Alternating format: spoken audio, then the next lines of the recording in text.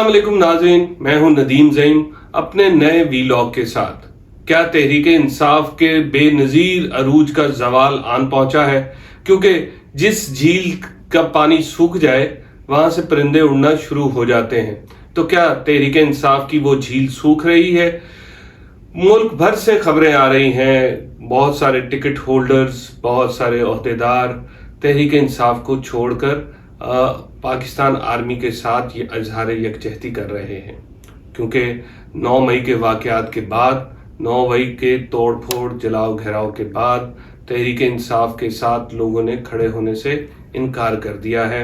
वो main leadership जो first year की लीडरशिप है वो तो गिरफ्तार होकर अंदर हो चुकी है, और अगर वो बाहर निकलते हैं तो किसी दूसरे केस के अंदर उनको दोबारा पकड़ लिया जाता है, क्योंकि नक्शे अमन का भी मामला साथ साथ चल रहे हैं। मुल्क भर में 9 मई को तोड़ फोड़ हुई, जलाओ घेराव हुआ, हत्ता के लाहौर के लिबर्टी चौक से निकलने वाले मुजाहिरे ने एक ऐसा काम कर दिया जो तारीख में कभी देखने में नहीं आया।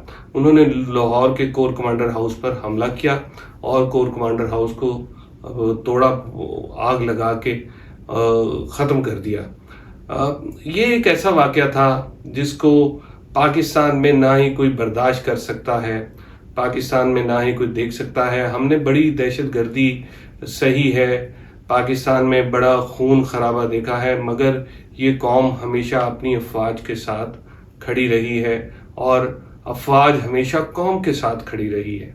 ऐसे वाक़यात से अचानक होना, जाहिर है किसी पार्टी ने इसको कबूल तो नहीं किया, तहरीक इंसाफ ने भी अपने आप को लाताल्लुक किया है ऐसे वाक़यात से, लेकिन पिछले कुछ अरसे से ये तनाव अफवाज पाकिस्तान और तहरीक इंसाफ के दरमियान दिखाई दे रहा था।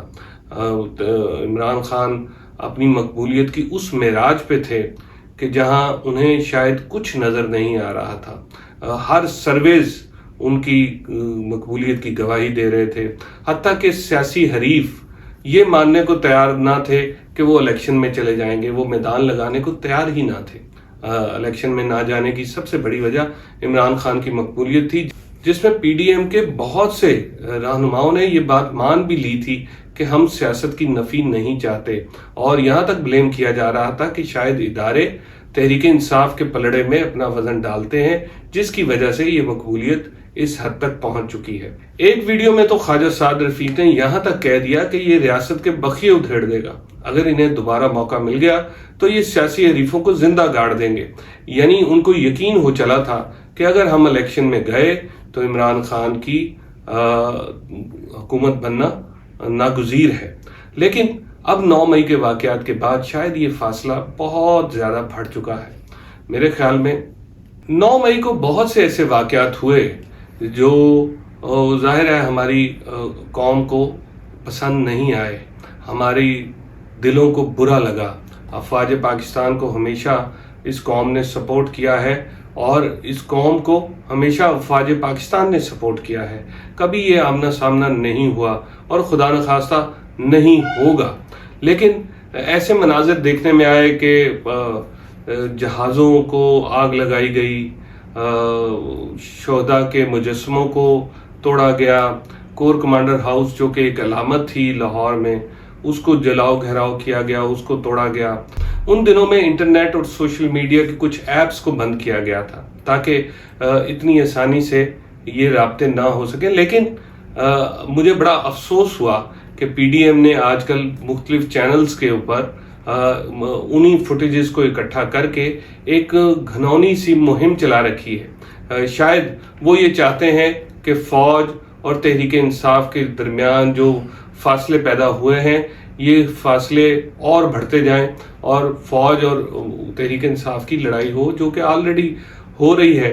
मगर मुझे वो विजुअल्स देख के, वो मुहिम देख के कुछ अच्छी फील नहीं आ रही। मैं नहीं देखना चाहता वो विजुअल्स दोबारा से जो इस कौम के लिए दर्द और जख्म का बायस हैं, जहाँ से अभी तक खून रिस रहा है, वो विजुअल्स दोबारा नहीं देखे जा सकते।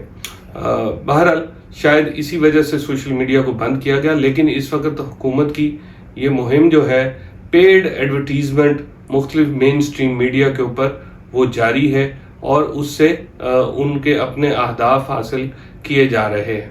पीटीआई की मकबूलियत का ये आलम था कि सियासी पोलराइजेशन मुल्क में इस हद तक बढ़ चुकी थी कि हर इदारा, हर फर्द, हत्ता के एक घर में दो अफराद आपस में दो नजरियात के साथ रह रहे थे और बहस और मुबासा जारी था। इसका कहीं ना कहीं टिपिंग पॉइंट आना था, इंतहा होना थी। तहरीक इंसाफ के अंदर के लोग बताते हैं कि उन्होंने कई दफ़ा खान साहब को इस बात से रोका कि फौज को अपनी सियासी कैंपेन में से निकाल दिया जाए, लेकिन सियासी मकबूलियत का यह आलम था कि पीडीएम तो उनके मुकाबले की ना रही, तो उन्होंने ये अटैक अपना सियासी हरीफ और एक सियासी विलन जो क्रिएट किया जाता है वो उन्होंने इदारों को बनाना शुरू कर दिया। तो उसमें भी जाहिर है कौम ने इमरान खान को अहमियत दी। कौम ने पहली बार फौज के मुकाबले में किसी सियासी पार्टी को अहमियत दी, लेकिन ये गुब्बारा फटने वाला था। जैसे ही 9 मई का वाकया हुआ तो वो सब लोग जो इस शशोपन में थे, इस कंफ्यूजन में थे कि आर्मी और तहरीक इंसाफ के अंदर फर्क करने में फर्क नहीं कर पा रहे थे, उन्होंने फौरी तौर पर पाक आर्मी को चुना। जाहिर है फिर एक ऐसा रिएक्शन आया जो ना सिर्फ सिविलियंस में था बल्कि विद इन द आर्मी भी। उन्हें ये बात पसंद नहीं आई कि उनके शोहदा की तजलील की जाए, उनके अमलाक को नुकसान पहुंचाया जाए और फौजी इंस्टॉलेशंस को बिल्कुल छेड़ा जाए। मुल्क में सियासी मंजरनामा बड़ी तेजी से तब्दील हो रहा है। आने वाले चंद दिन बहुत अहम हैं।